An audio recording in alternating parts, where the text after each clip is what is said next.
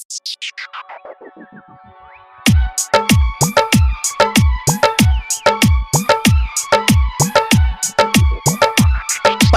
by Mahasri Sa Recording Studio.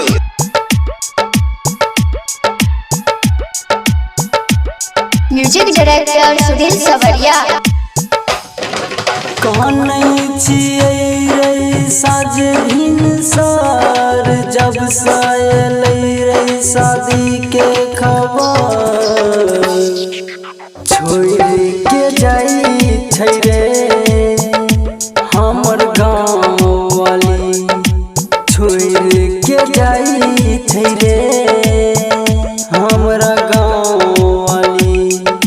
कहने छियै रे साज भिनसर जब सायलै रे शादी के खबर छोड़ के जाई छै रे हमर गाँव वाली छोड़ के जाई छै रे।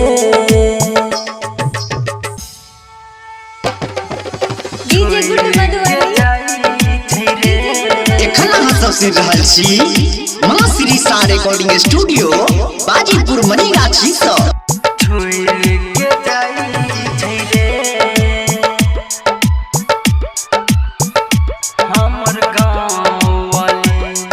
म्यूजिक डायरेक्टर सुधीर सवरिया।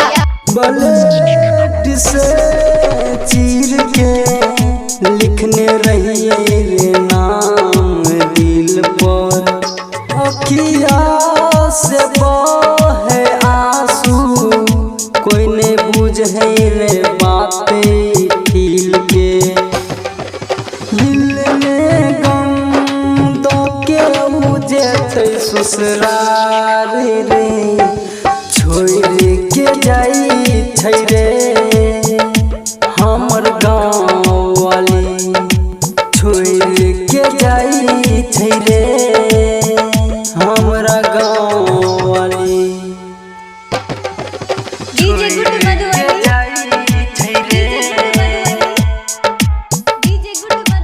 म्यूजिक डायरेक्टर सुधीर सवरिया।